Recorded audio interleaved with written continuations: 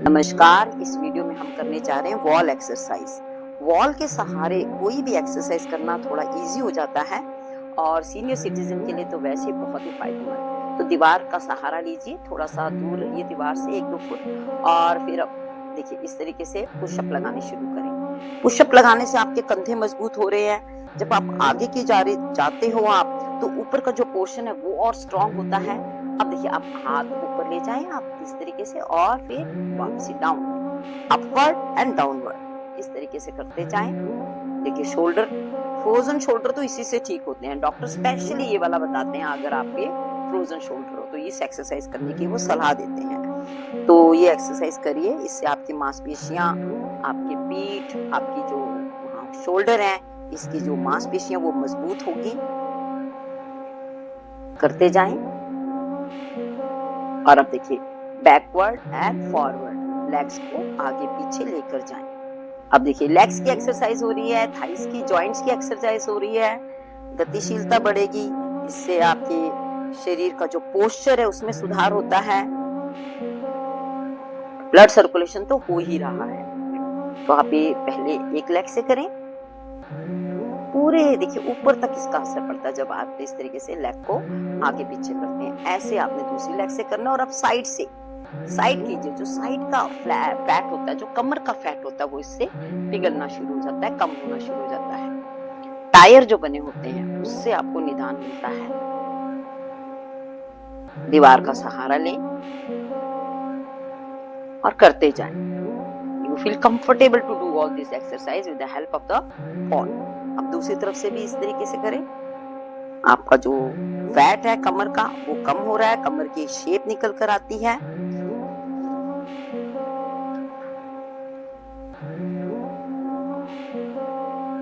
जितनी बार आप कर सकते हैं। अगर आप थक जाते हो तो बीच में सांस ले लें, एक गहरी सांस लें और फिर शुरू हो जाएं। अब ये कमर की, ये रीढ़ की हड्डी के लिए, स्पाइन के लिए है।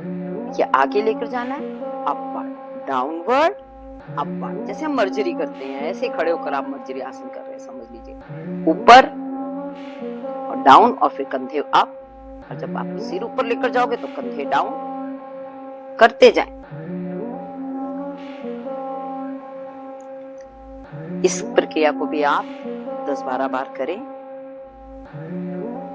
कोई झटका ना लगने दे, कोई उछाल ना आने दे। अगर आपकी पीठ में दर्द है, यहाँ कोई रीढ़ की चोट है, तो डॉक्टर की सलाह लेने के बाद ही आप ये योगा करें। अब ये देखिए इस तरीके से आपने लंजेस लगाने हैं। आगे लेकर जाए 90 डिग्री में, पिछला 15 डिग्री में लेग है और आगे पीछे होते जाए। आपके घुटनों की एक्सरसाइज हो रही है, आपकी लेग्स मजबूत हो रही है और शोल्डर में तो असर पड़ रहा है। शोल्डर भी आपके खुल रहे हैं ऐसा करने से। पैरों के नीचे मैट जरूर यूज करें। धीरे धीरे करें, झटका ना दें। किसी भी आसन को करते वक्त या किसी भी एक्सरसाइज को करते वक्त आपने झटका नहीं देना, इससे इंजरी होने का डर रहता है। अब देखिए लेटकर आपने टांगों को 90 डिग्री में रखना और फिर स्लाइड करना शुरू करें। साइड में लेकर जाएं, अप, साइड में लेकर जाएं, अप, साइड, अप। ओपन होगा आपका ये टांगों के बीच की जो स्थिति है वो स्ट्रेच होगी। थाइस का जो मांस है, जो निकला होता है बैड फैट, वो भी कम होगा। तो हैमस्ट्रिंग्स भी आपकी ओपन हो रही है, स्टिफनेस खत्म हो रही है। मेन है स्टिफनेस खत्म होना। आपका पेल्विक पोर्शन, इससे पेल्विक पोर्शन के जो मसल्स है वो मजबूत हो रहे हैं। ऐसा करने से अगर आपको यूटीआई की प्रॉब्लम है तो वो भी ठीक होती है। अब देखिए होल्ड रखिए, स्ट्रेच दीजिए।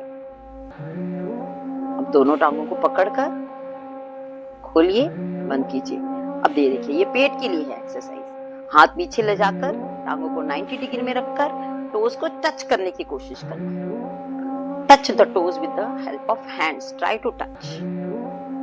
अब बटरफ्लाई करेंगे हम। बटरफ्लाई करने से भी घुटनों की एक्सरसाइज होती है, गतिशीलता बढ़ती है,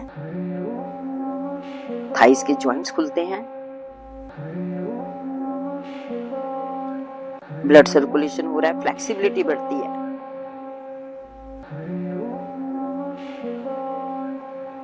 जितनी बार आप कर सकते हैं अपनी कैपेसिटी के अनुसार करें।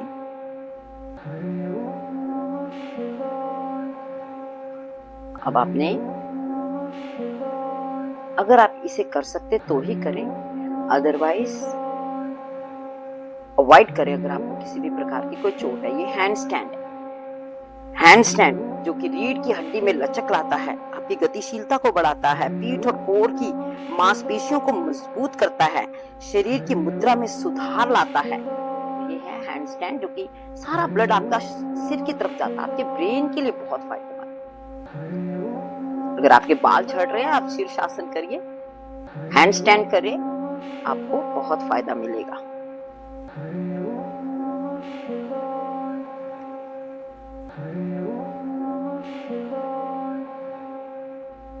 ये देखिए फिर से हैंड स्टैंड है। ये अब हाथों के सहारे से किया जा रहा है। ये शोल्डर को मजबूत करेगा, आपके जो हाथ है, हाथों की जो ताकत है उसे बढ़ाएगा। रीढ़ को एक खिंचाव मिलता है इससे।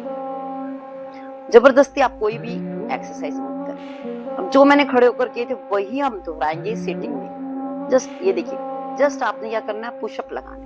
पहले खड़े होकर किया था, अब बैठ के करना। वही आसनों को उसका फायदा लेते हुए वही आसनों को अब आपने दोहराना है बैठकर। अपने मूवमेंट को कंट्रोल में रखें, बहुत झटके से कोई भी आसन ना करें। देखिए हाथ ऊपर जा रहे हैं, फिर धीरे धीरे down, up and down, up and down. मांसपेशियां आपकी मजबूत हो रही हैं, नर्वस सिस्टम स्ट्रांग हो रहा है आपका।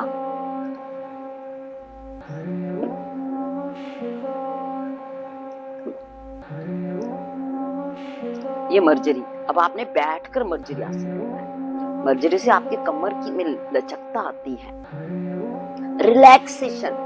The important thing when you do all this kind of exercise, you feel relaxed, you feel tension free. आप 1 मिनट के लिए आपके माइंड और सोल आपस में मिल जाते हैं, तो वो एक स्थिति होती है जो आपको हर टेंशन से रिलैक्स करवाती है। आपके जो मसल्स में टेंशन्स हैं, स्ट्रेन है, उससे आपको मुक्ति दिलाती है। ये देखिए आप कर रहे हैं सेतु बंद आसन, अप एंड डाउन करेंगे। इसमें देखिए अप एंड डाउन, ऊपर लेकर जाएं, अर्ध सर्वांगासन कह सकते हैं आप इसे। अप एंड डाउन आपके लोअर पोर्शन के लिए बहुत ही फायदेमंद when you do this type of exercise। और ऊपर लेकर जाएं, और ऊपर लेकर जाने की कोशिश करें और इस तरीके से रखिए। बस ये पोजीशन आपके लिए बहुत ही फायदेमंद है, इसमें सारा ब्लड सर्कुलेशन हो रहा है।